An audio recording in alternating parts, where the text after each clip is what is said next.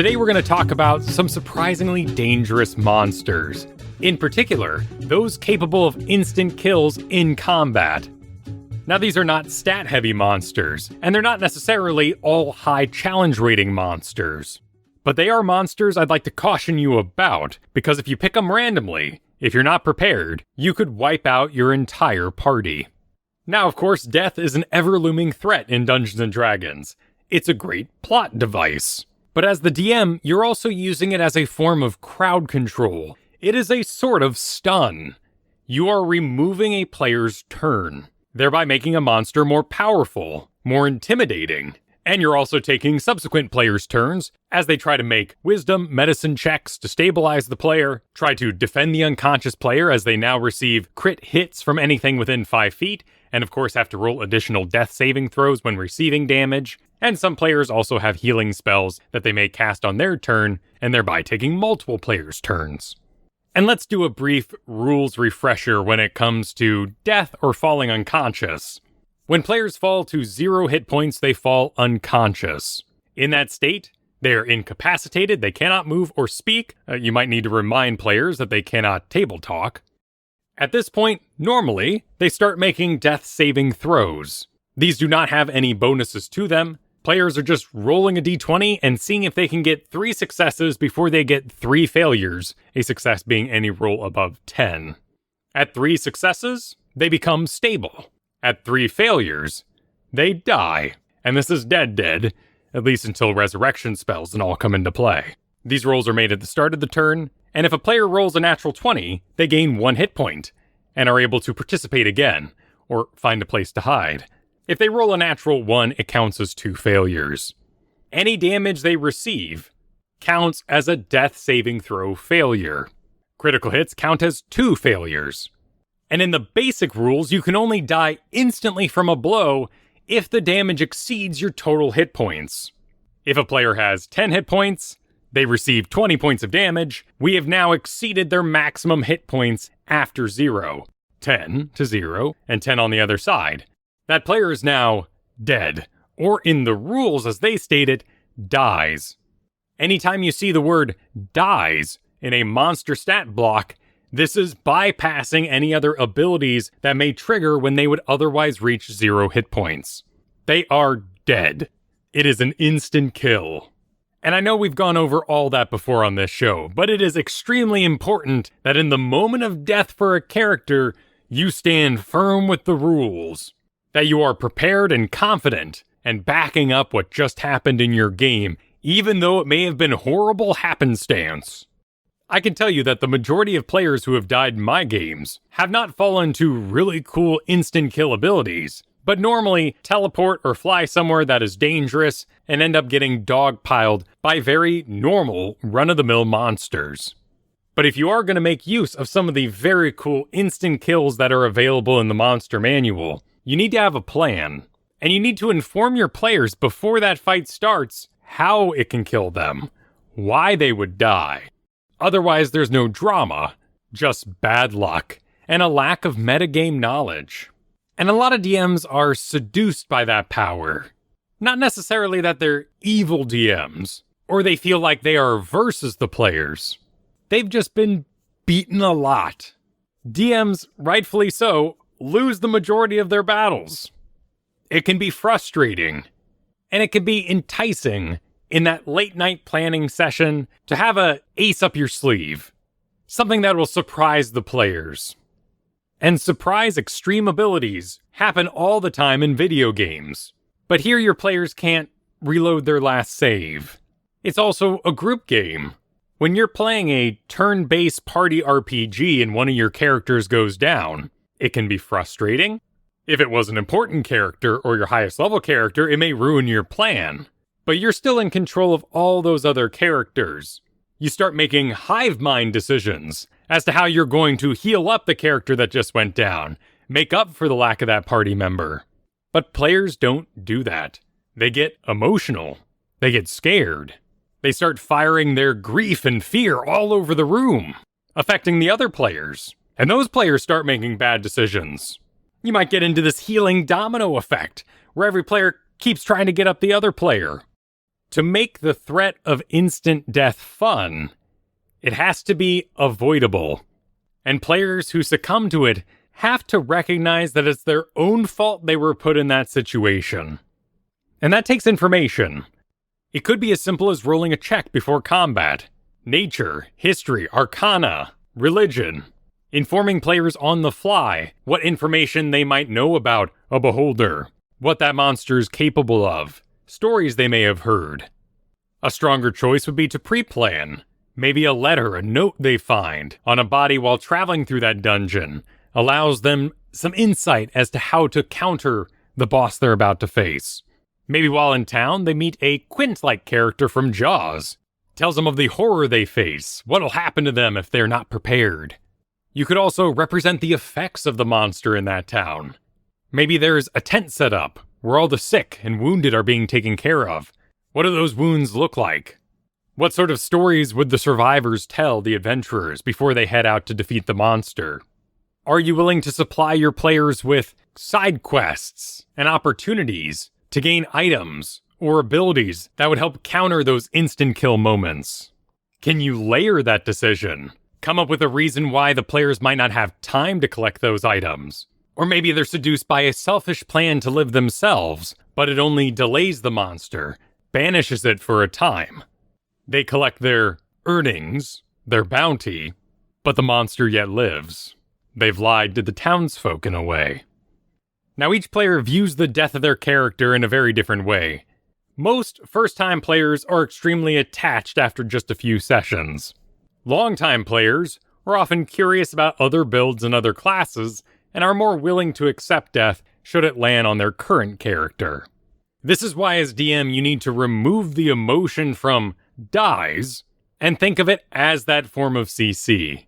We are going to make this upcoming encounter unique. It is going to pose certain challenges, and by removing your desire to win as Dungeon Master, you'll find that you're more willing to give out those counterplay moments, be on the player's side, help them understand what's happening that can lead to their eventual death. Let's get to the monsters. The first is Sea Hag, with a surprising challenge rating of 2. The Sea Hag features a horrific appearance, where any humanoid in 30 feet of the hag's true form must make a DC 11 Wisdom saving throw. On a failed save, the creature is frightened for 1 minute. That creature, or in this case your player, will make a repeat saving throw at the end of each of their turns, with disadvantage if the hag is within line of sight. Frightened can be a troublesome CC, crowd control ability, but ultimately it doesn't remove the player's turn. They cannot willingly move closer to the source of its fear, this case the hag, and it has disadvantage on ability checks and attack rolls while within the line of sight of that creature. But this frightened becomes dangerous when we get to the Sea Hag's actions, one of which is Death Glare. The hag targets one frightened creature she can see within 30 feet of her. If the target can see the hag, it must succeed on a DC 11 Wisdom saving throw against magic or drop to 0 hit points. At challenge rating 2, this is a pretty fair way to down a player. Notice that you go to 0 hit points, not dies. There is a lot of lead up to it as well. If the players understand what's coming, if they have the metagame knowledge to know what a Sea Hag can do. And that's where we return to our earlier discussion. How will the players know the danger they face? There is so much usable in the stat block, but if you use her just for combat, just throw a Sea Hag in because you think it'd be interesting on the fly, it's going to feel like a cheap kill. She has illusionary appearance, which allows the Sea Hag to transform into a, as the book says, ugly creature. This fails to hold up to physical inspection. If you were to touch her hand, you would still feel the claw underneath. She can shift out of that as a bonus action. And since she has horrific appearance, shifting out of that illusion as a bonus action could suddenly blast everybody with that frightened DC 11 Wisdom save. And if they can break line of sight, they can get rid of the disadvantage they would have at recovering from that frightened. They need to calm down behind a tree, jump a wall, get in a building, break line of sight before they go to 0 hit points unconscious with a Death Glare. You know what that sounds like? A heart attack out of fear. What kind of stories would they tell in the village about that encounter? One villager could tell a story of how he heard a scream. His brother was looking out the window, and before he could reach him, he collapsed, dead. Our heroes are, of course, heroes. That's why they have death saving throws. But in this case, the brother dropped dead. Another villager could tell a story of how she was clamming on the beach when she saw a hideous figure emerge from the waters, and she ran as hard as she could, never looking back. Now we've got 2 bits of information that the players can put together. One where a brother continued to look and died, and one where a woman ran and survived. You could even go about it being more heavy-handed, having that Van Helsing, having that Quint character, who says if you can't calm down versus sea hag, you are going to die of heart attack. And if that sounds like too much, or if your players are just a little dense in that way, maybe they find a book talking about sea hags, and you can just tell them the in-game statistics. That if they are under the frightened condition, and within 30 feet of a sea hag, they have a chance to drop to 0 hit points. It even says here in the stat block that the target can avert their eyes, receiving disadvantage on attack rolls against the hag, but avoiding the initial saving throw that would lead to frightened in the first place. You could invent mirrored glasses. They could go in blindfolded. How much more interesting is that encounter than just a surprise chance of death you were throwing at them on a whim? Banshees also have the ability to drop players to 0 hit points. This is the Banshee Wail ability. They can only do it once a day. The Banshee releases a mournful wail, provided that she isn't in sunlight. We already have one counter to tell our players about. This wail has no effect on constructs and the undead. All other creatures within 30 feet of her that can hear her must make a DC 13 Constitution saving throw. On failure, a creature drops to 0 hit points. On success, a creature takes 3d6 psychic damage instead. At challenge rating 4, a DC 13 Constitution saving throw is basically a 50-50 chance. Leaving this up to luck, it can wipe a whole party. But providing them with the counter information, facing it in the daylight blocks the wail. Now you could have a race against time, as they try to defeat the Banshee before night falls. The players might choose to deafen themselves, fashion earplugs. All that means is they can't hear, and automatically fail any ability check that requires hearing. Could you roleplay that at your table? No one is allowed to talk? They can only mouth words if they wanted to have an exchange in combat? That'd be pretty fun. A lot more fun than randomly dying to a whale you didn't understand. Another monster with this 0 hit points ability is the Demi-Lich, who is a challenge rating 18 monster, so we're not really all that concerned with your players not being able to counter it. They should have plenty of abilities and items if you were to throw a random Demi-Lich at them later on. And these are of course all abilities where the player merely falls to 0 hit points. Players can die outright if their maximum hit points are reduced to the point where they have 0 hit points. This is found on things like the challenge rating 1 Spectre, whose main attack is Life Drain. On hit, it deals necrotic damage, 3d6. The target must succeed on a 10 Constitution saving throw or have its hit points reduced by an amount equal to the damage taken. This reduction lasts until the creature finishes a long rest. The target dies if this effect reduces its hit point maximum to 0. And at first, particularly with a party with no healing, this doesn't seem like a big deal. It's a very sneaky way to die. You receive damage, your hit points maximum now equal that damage you take, no big deal. I'm at 50 hit points, I have 50 hit points. Players don't really care at this point. But when they get to that last hit point, and they go down and you tell them they're dead, that's a bit of a shock. You can find hit point maximum reduction abilities like this on the challenge rating 3 White, the challenge rating 4 Succubus and Incubus, the challenge rating 5 Night Hag, who's technically eating dreams of a sleeping character, so it's out of combat. This is also found on the notorious Clay Golem, who is a challenge rating 9 and can be extremely difficult for an unprepared party. But your choice here is to have players blindly go into a battle, slowly lose their hit points, and die without understanding why. Or, like we did for the Sea Hag, prepare them for the fight. Have that drama. Each hit is bringing them closer and closer to true death. These 5 monsters are also a great way to stress a party who is very reliant on its healing spells. And if you haven't done it, go take a look at the Clay Golem. He is a force of statistics. An absolute beast of a monster.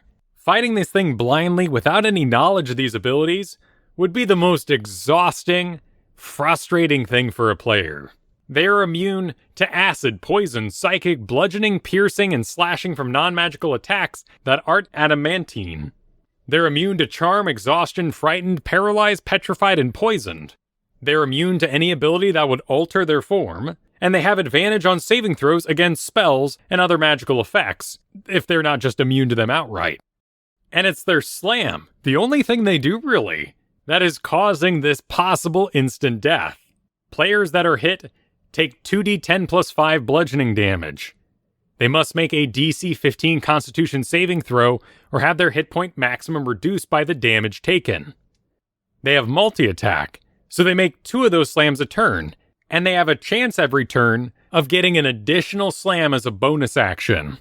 It's so easy for the Dungeon Master to want to surprise your players. But a Clay Golem surprise is one of the most deadly things you could do to a group of level 9 players. It is way more rewarding for everyone involved to give your players the information they need to fight this monster. They hear in a tavern that the wizard they're after has a Clay Golem protecting him. Can they quest to that evil wizard's old master and learn from them what a Clay Golem means? Convince the master that their student has gone rogue, is trapping elementals inside of clay bodies. It's a rather messed up process to make one of these golems. Convince them that their student needs to be stopped and have a more interesting and still extremely dangerous battle ahead of them. Some instant kill abilities are so obvious in the way they kill, all you would have to do is have your players witness some poor NPC's demise.